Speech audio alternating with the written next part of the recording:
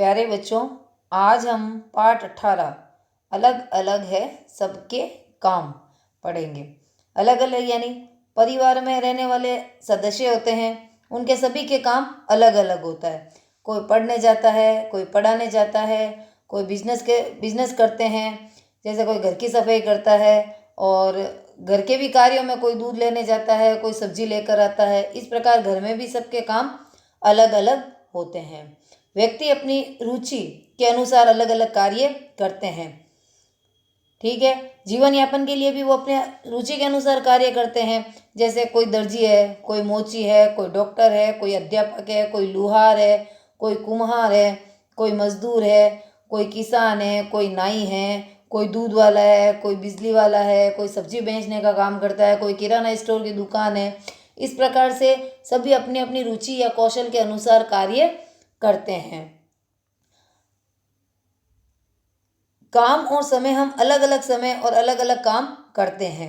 कुछ समय नियत समय पर ही हमें करने चाहिए, जैसे सुबह शाम दांत साफ करने चाहिए। और इस पाठ में बताया गया है कि हमें धूम्रपान नहीं करना चाहिए, यानी कि बीड़ी सिगरेट वगैरह नहीं पीना चाहिए, क्योंकि धूम्रपान से अनेक प्रकार की बीमारियां होती है। ये तो मैंने इस पाठ में क्या क्या है थोड़ा बता दिया है। चलिए अब पाठ को शुरू करते हैं। अनीता के पिताजी दूध बेचने का काम करते हैं। उनके घर में बहुत सारी गायें और भैंसें हैं। अनीता की माँ व पिताजी रोज सुबह जल्दी उठकर पशुओं को चारा पानी देते हैं। इनकी सेवा के बाद वे दूध निकालते हैं। उसके पिताजी मोटरसाइकिल पर टंकी लगाकर दूध बेचने पास के शहर जाते हैं। अनीता और उसका भाई महेश भी घर के कामों में अपने माता पिता की सहायता करते हैं। उसके बाद दोनों तैयार होकर विद्यालय जाते हैं। तो अनीता के माता पिता क्या काम करते हैं? बहुत सारी उनके घर में गाय और भैंसें हैं। ठीक है, तो अनीता के माँ और पिताजी रोज सुबह उनको जल्दी उठकर पशुओं को चारा पानी देते हैं, दूध निकालते हैं और अनीता के पिताजी दूध बेचने शहर जाते हैं। फिर माँ घर का काम करती है और अनीता और उसके भाई भी काम अपने घर के कामों में उनकी सहायता करते हैं और फिर विद्यालय जाते हैं। ये देखिए, दूध निकालना और दूध बेचने जाना। अनीता की सहेली नीलम के माँ पिता दोनों नौकरी करते हैं। दोनों सुबह उठकर आपस में मिलजुल कर घर का काम करते हैं। उसके पिताजी ऑफिस जाते समय नीलम को विद्यालय छोड़ देते हैं। शाम को ऑफिस से आते समय घर की आवश्यक वस्तुएं लेकर आते हैं। नीलम की माँ काम से आते समय दूध लेकर आती है।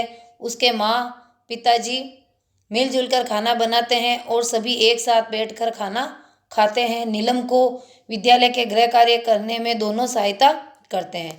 अनीता के, आपने देखा कि अनीता के माताजी और पिताजी घर के कार्य और दूध निकालने का, गाय भैंसों का कार्य करते हैं। वहीं नीलम के माता पिता अपनी रुचि और कौशल के अनुसार क्या करते हैं?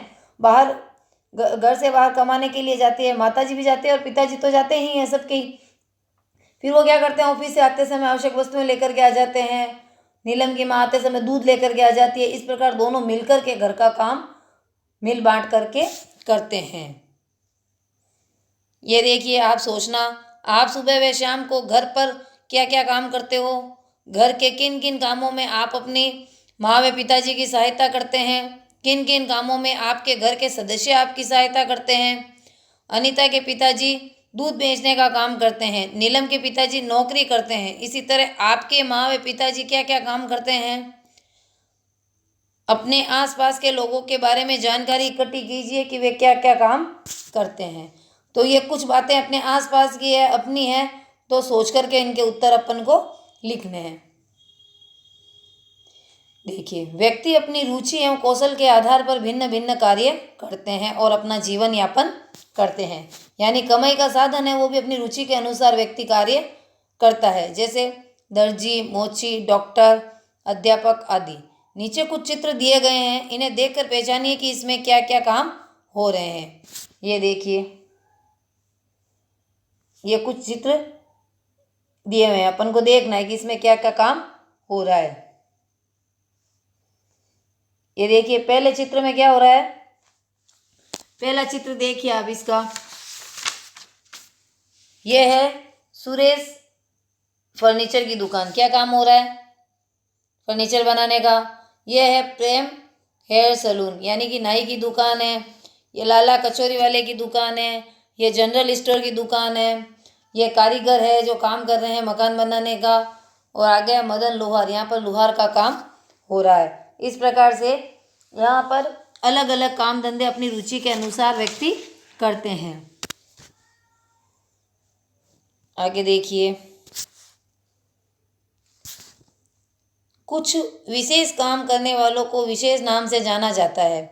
जैसे लकड़ी का काम करने वाले को कारपेंटर या सुथार या खाती कहते हैं। आपने भी ऐसे कई काम करने वालों को देखा होगा। इन काम करने वाले को क्या कहते हैं, उनके नाम नीचे दी गई तालिका में लिखिए। ये तालिका आपको किताब में ही भरनी है। जैसे पढ़ाने का जो काम करते हैं उनको क्या कहते हैं, अध्यापक या अध्यापिका। वैसे ही चिकित्सा करने वाले को क्या कहेंगे अपन, डॉक्टर। स्कूटर ठीक करने वाला क्या कहलाएगा, मैकेनिक। और खेती का काम करने वाला क्या कहलाएगा, किसान। इस प्रकार से ये आपको सारणी यहीं पर भरनी है। परिवार समाज की सबसे छोटी इकाई है। इसमें सभी सदस्य मिलजुल कर घर में खुश रहते हैं।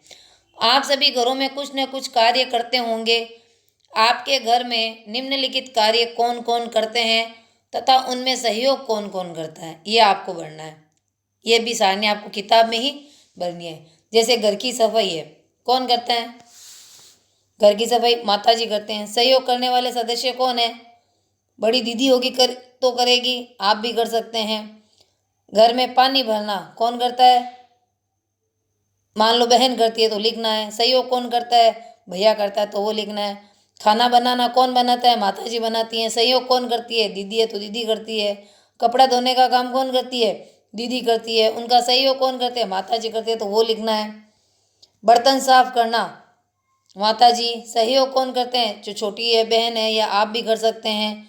चाय कौन बनाता है, दीदी बनाती है। सहयोग कौन करता है, माता जी सहयोग कर देती है। सहयोग करना मतलब बता देते हैं कि इसमें इतनी लेना है या क्या करना है, कैसे करना है, वो सहयोग कर देते हैं। बाजार से सामान लाने का काम कौन करता है, पिताजी। सहयोग कौन करता है, भैया। बीमार होने पर डॉक्टर को कौन दिखाते हैं, पिताजी। सहयोग कौन करता है, भैया। अब देखिए, उपयुक्त तालिका को भरने के बाद आपको देखना है और बताना है इनमें से कौन से काम आप करते हैं, कौन से काम आपके पिताजी करते हैं और कौन से काम आपके माताजी करते हैं। जब आप ये सारणी भरोगे ना तब आपको पता चल जाएगा। अब काम और समय, हम अलग अलग समय में अलग अलग काम करते हैं। कुछ काम हमें नियत समय पर ही करने चाहिए। जैसे दांत साफ करने का कार्य सुबह उठते ही, ये तय है, उठते ही करना है और रात को सोने से पहले करना चाहिए। काम करने के साथ साथ आराम करने का समय रात्रि में निश्चित होता है। बच्चों को सामान्यतः 8 घंटे नींद लेनी चाहिए। सोने से 2 घंटे पहले भोजन करना चाहिए, जिससे शरीर स्वस्थ रहता है। दैनिक दिनचर्या के समय को घड़ी के चित्र में अंकित करना है। ये देखिए, ये घड़ियां बनी हुई है। अब अपन को क्या करना है इसमें, ये देखिए, इसमें विद्यालय के लिए उठने का समय क्या है। ये देखिए, जैसे अपन को विद्यालय जाना है, इसमें अंकित करना है आपको, यानी आप उठते कितने बजे हो। जैसे यहाँ अंकित करना है, जैसे ये 6 बजे उठते हो, ठीक है। फिर विद्यालय जाने का समय, जैसे विद्यालय जाने का समय हो गया आपके 8 बजे का। आने का समय हो गया 2 बजे का, ठीक है। घर में पढ़ाई करने का समय 8 से 2 विद्यालय हो गया। पढ़ाई करने का समय है जैसे 4 बजे का। खेलने जाने का समय हो गया 6 बजे का वापस शाम को। और रात को सोने का समय हो गया आपके 9 बजे का। तो इस प्रकार से आपको भी अपनी किताब में इन सब का समय अंकित करना है अपने हिसाब से। मैंने उदाहरण देके बताया है। आप जब उठते हो, विद्यालय आपके जाने का समय, आने का समय, घर में पढ़ाई करने का समय, खेलने जाने का समय और रात को सोने का समय आपको अंकित करना है। ये इस प्रकार की जो घड़ियां हैं आपकी किताब में बनी हुई है, इसमें आप समय अंकित करेंगे। अनीता के पड़ोस में रहने वाले देव जी सब्जी मंडी में थड़ी लगाकर सब्जी बेचते हैं। उनका पुत्र राकेश पहले विद्यालय पढ़ने जाता था। धीरे धीरे सब्जी की थड़ी पर काम बढ़ने लगा तो उसके पिताजी ने उसे छुड़वा कर अपने साथ थड़ी पर सहायता के लिए बिठा दिया। यानी कि पहले वो भैया है जो विद्यालय जाता था, लेकिन पिताजी के सब्जी का काम बढ़ गया तो उन्होंने क्या किया, विद्यालय छुड़वा कर अपने साथ में सब्जी मंडी ले जाते थे।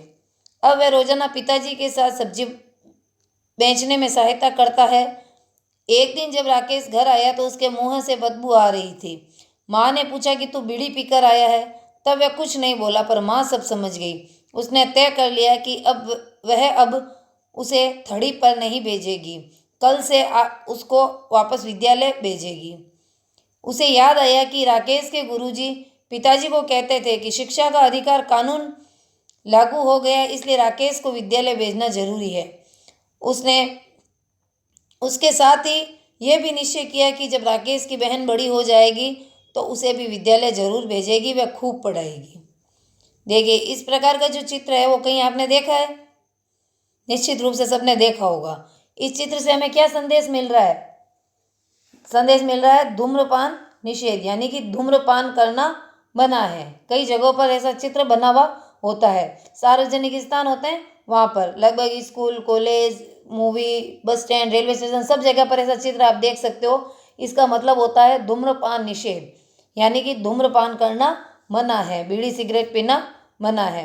राकेश जैसे बच्चों को विद्यालय से जोड़ने के लिए आपको क्या करना चाहिए? क्या करेंगे अपन? उनके माता पिता को समझाएंगे और शिक्षा जीवन के लिए कितनी ज़रूरी है ये उनको समझाएंगे, और शिक्षा के अधिकार के बारे में भी उन्हें जानकारी हम देंगे। तो इस प्रकार से धूम्रपान भी हमें नहीं करना चाहिए। जो करता है उनकी इनसे होने वाली हानियों के बारे में समझाकर उन्हें भी छुड़ाने का हमें प्रयास करना चाहिए। हमने सीखा, परिवार में रहने वाले सदस्यों को मिलजुल कर घर के कार्य करने चाहिए। परिवार में रहने वाले सदस्य के कार्य भिन्न भिन्न होते हैं। डॉक्टर, अध्यापक, किसान, दूध वाला, दुकानदार, मजदूर, बिजली वाला, लुहार, सुथार आदि हमें अलग अलग प्रकार से अपनी सेवाएं देते हैं। कार्य करने के बाद आराम का समय निश्चित होता है। बहुत सारे बच्चे घरेलू समस्याओं की वजह से विद्यालय में नहीं जा पाते। हमें ऐसे बच्चे को विद्यालय से जोड़ना चाहिए। धूम्रपान से कई बीमारियां होती है, इसे निषेध करना चाहिए। ये अपन ने पाठ 18 पढ़ा है। अपने अपने काम अलग अलग हैं, सबके काम इस प्रकार से सभी के कार्य अलग अलग है। सभी के कार्य के जो समय है, कुछ कामों का समय है वो निश्चित होता है। इस प्रकार से अपन ने इस पाठ को पढ़ा है। ये पाठ आपके पूरा हो गया है। प्रश्नोत्तर अपन अगले वीडियो में करेंगे। धन्यवाद।